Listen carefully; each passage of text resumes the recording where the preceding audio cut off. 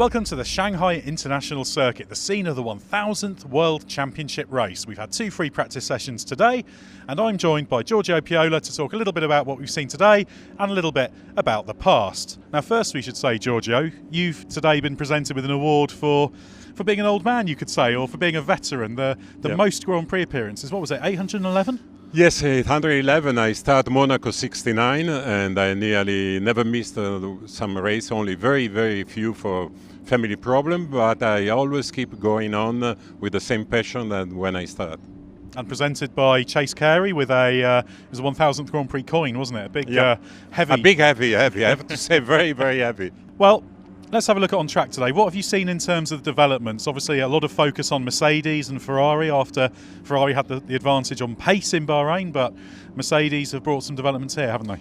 Yes, again, Mercedes, after the surprise to start the season, let's say, with 2 projects and then racing with the more advanced, the more sophisticated one, they introduce again something completely new, a new front wing, different in all the details compared to the version that we saw in Bahrain. New end plate, new main profile, new flaps, so a big step forward for Mercedes. We have to see if the result will be positive. Of course, in Mercedes they are worrying about the pace that Ferrari showed in Bahrain, especially with the young guy that was really, Leclerc was really incredible in the race. And so this is the answer to Ferrari. And while Ferrari, I have to say that I didn't notice any big difference, just a setup, wing setup, but nothing completely new compared to Bahrain. And it was interesting today because Toto Wolff, the Mercedes team boss, mentioned that in Bahrain it wasn't just engine performance that gave Ferrari the advantage. He also talked about the drag levels being looked at that impacted the pace on the straight. So that's something they've looked at in terms of the overall philosophy of the car, the setup approach in terms of making sure they've got a good car on the straights. But we're going to look back a little bit now because Giorgio, as we've discussed, has been here for a long time. He has seen it all. So many cars, so many great cars and a lot more bad cars, probably you would say. But we're going to pick out 3 of the most significant technical innovations. Now, Giorgio, should we go back first to the earliest one? You picked the LOTUS 79 specifically because it was the first championship-winning ground effect car. Yes, and we have to remember the LOTUS 79 was the daughter of the LOTUS 78, the first one with a miniskirt, because at the end of the day was not only the shape of the sidepod with wing in the sidepod, but was the ceiling of the miniskirt that was creating the Venturi effect. So that those 2 cars very linked together, and for me was the starting of a new era.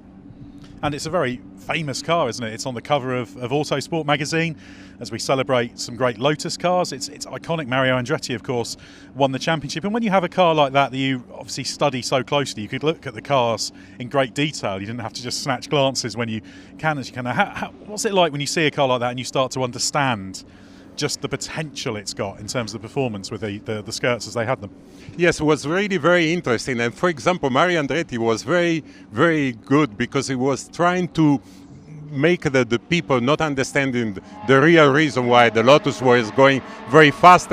And he was always talking, always emphasizing a new differential, a Gleason differential at that time. And a lot of people was believing that the good traction that car had at that time was also given by this diff, while all the reason why was the aerodynamic. And we have to say that we saw immediately in the year after, the Lotus as suspension, chassis, stiffness was not fantastic, but the advantage in the aerodynamic was so big, the Mario Andretti, Ronnie Peterson, they did whatever they wanted with that car because it was so superior to everybody else.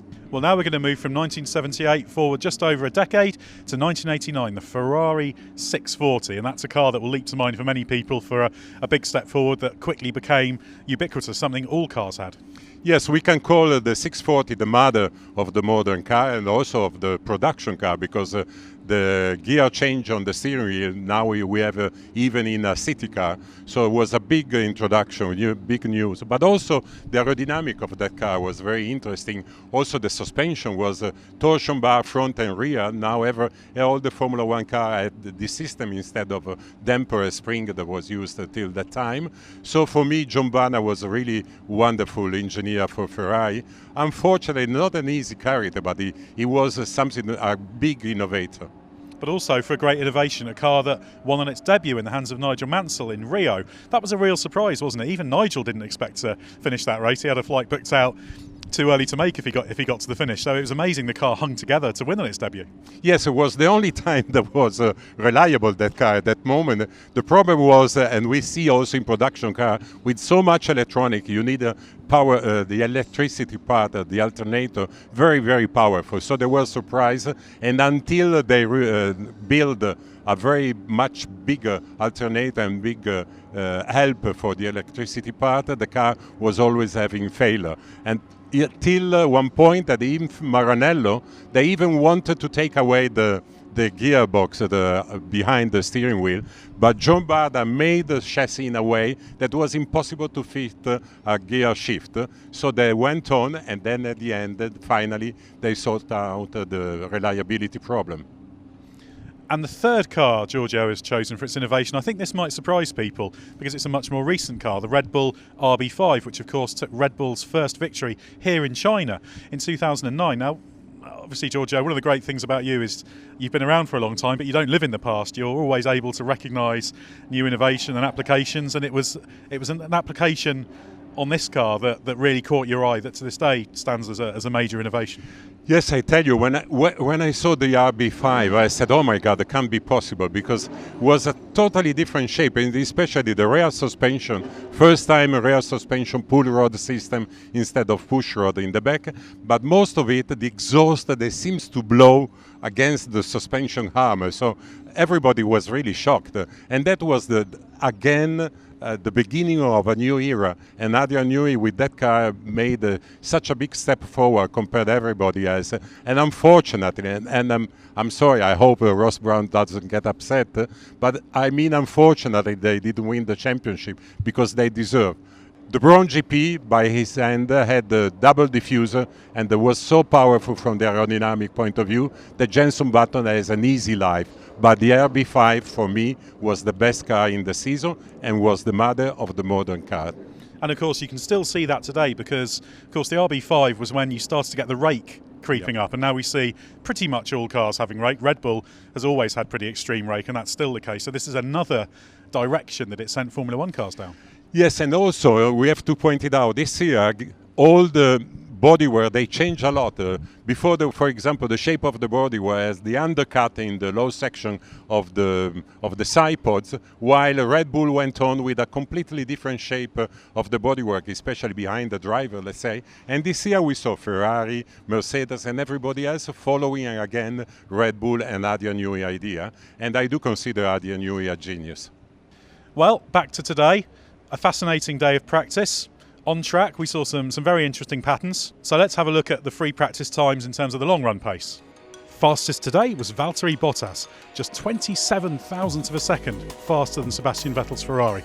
So extremely close on raw pace between Mercedes and Ferrari. On the long runs, interesting picture, depends how you dice it. You can look at Bottas having an advantage of about a quarter of a second, fractionally more. But if you look at those soft runs, there's one anomalous, very quick lap when he's about 1.1 seconds quicker than most of the rest of his run, Bottas right at the start. So if you knock out that lap, which does seem to be a dramatic outlier, you actually put Bottas and Vettel's long run times at near identical. They were the two quicker drivers on softs on the long runs for Ferrari and Mercedes. So both long and short runs suggest very, very close between Ferrari and Mercedes. Will that be the case tomorrow? We don't know. Obviously the track will change, the setups will change, there's a lot of conditions that will evolve overnight that could affect the balance between the top two, but this is so far this season across all of testing, across 2 race weekends where the underlying pace of the Ferrari and the Mercedes looks to be very, very similar. Will it be the same tomorrow? We'll see. Well, the stage is set for a fascinating day of qualifying tomorrow and race on Sunday. Thank you very much, Giorgio Piola, for joining us on it. Does this make this race 812 or 811? No, 11. Okay. I counted, this one is 11. Well, let's hope that Giorgio's 811th race is among the best.